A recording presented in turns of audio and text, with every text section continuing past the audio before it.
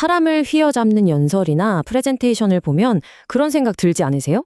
저건 그냥 타고난 재능일까? 아니면 뭔가 치밀하게 짜인 계획이 있는 걸까? 하고요. 오늘 우리가 살펴볼 게 바로 그겁니다. 거의 100년 전에 쓰인 책 한 권을 통해서 시대를 초월하는 설득의 기술, 그 체계적인 청사진을 한번 샅샅이 뜯어보려고 합니다. 그 책이 뭐냐면요. 바로 알프레드 P. 깁스의 설교자와 그의 설교입니다. 물론 제목만 보면 이거 그냥 특정 종교의 설교 기법에 관한 책이구나 싶으실 수 있어요. 그런데 그 본질을 싹 들여다보면요. 이게 사람의 마음을 얻고 생각을 움직이는 방법에 대한 정말 놀랍도록 상세한 설명서나 마찬가지입니다. 요즘 시대의 대중연설이나 설득 커뮤니케이션에 관심 있는 분이라면 누구에게나 정말 엄청난 통찰을 줄 수 있는 그런 책이죠. 자, 그럼 바로 시작해 볼까요? 우리는 먼저 연설가, 그 자신에서부터 시작할 거고요. 그 다음은 메시지를 어떻게 구성하는지, 또 그걸 실제로 어떻게 전달하는지, 그리고 마지막으로 뭘 조심해야 하는지 이 순서대로 한번 쭉 따라가 보겠습니다. 자, 그럼 첫 번째 섹션입니다. 깁스의 주장이 정말 흥미로운데 강력한 메시지는요, 단 한 글자도 쓰이기 전에 시작된다는 거예요. 어디서요? 바로 연설가의 인격, 그 사람 자체에서부터요. 지금 화면에 보이는 것들이 바로 그 바탕이 되는 것들입니다.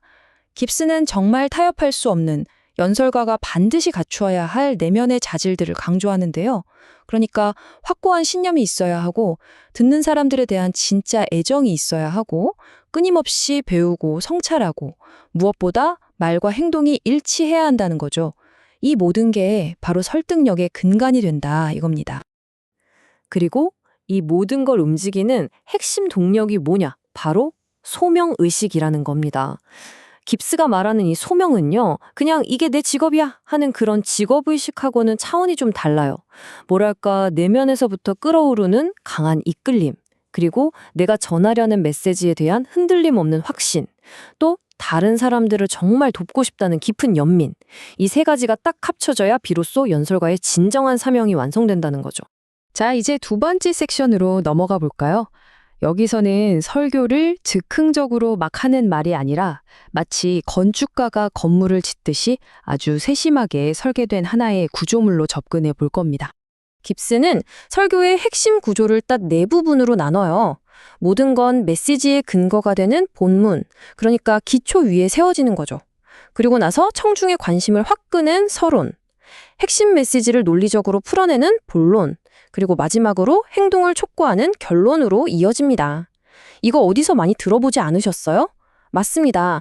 오늘날 우리가 좋은 프레젠테이션이나 스토리텔링이라고 말할 때 강조하는 그 논리적 흐름과 정확히 똑같아요.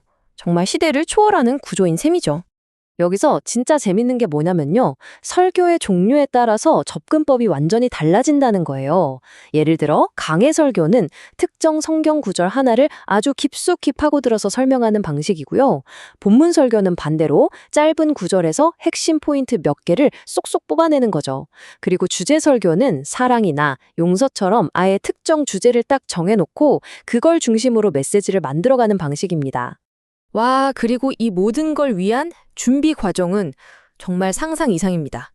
26장을 보면요. 일단 무조건 일찍 시작해서 본문을 수없이 반복해서 읽고 관련된 자료는 다 찾아보고 떠오르는 생각은 하나도 빠짐없이 다 적은 다음에 이걸 논리적으로 쫙 배열한대요.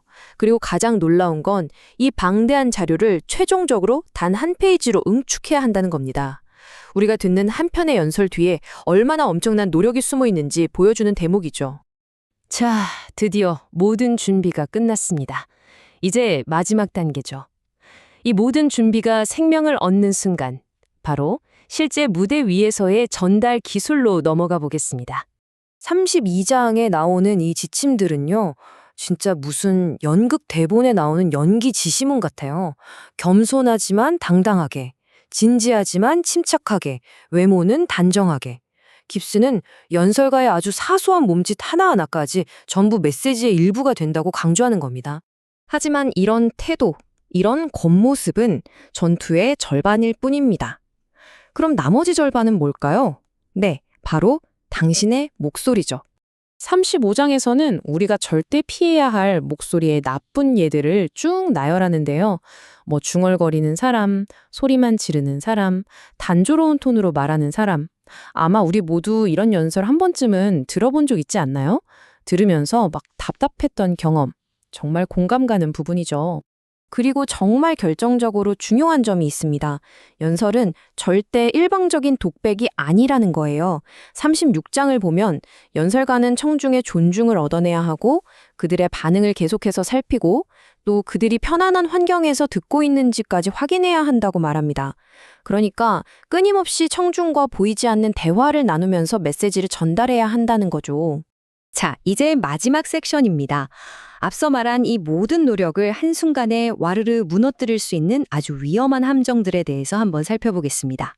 10장에서 깁스는 연설가가 스스로를 항상 경계해야 하는 위험들을 지적합니다. 예를 들면 자기가 전하는 메시지에 너무 익숙해져서 무감각해지는 것, 또 말과 행동이 전혀 다른 위선적인 삶을 사는 것, 그리고 정작 자기 자신의 내면을 돌보는 데는 소홀해지는 것 같은 것들이요. 결국 연설가의 인격을 완송하는 일에는 끝이 없다는 걸 보여주는 거죠. 이 모든 체계적이고 엄격한 청사진은 원래는 설교를 위해 만들어진 겁니다. 하지만 한번 곰곰이 생각해 보시죠. 오늘날 우리가 살아가는 세상에서 예를 들면 정치나 광고, 아니면 당장 우리가 매일 보는 소셜미디어 같은 곳에서 이와 똑같은 설득의 법칙들이 얼마나 강력하게 작동하고 있을까요? 아마 그 답은 우리가 생각하는 것보다 훨씬 더 가까운 곳에 있을지도 모릅니다.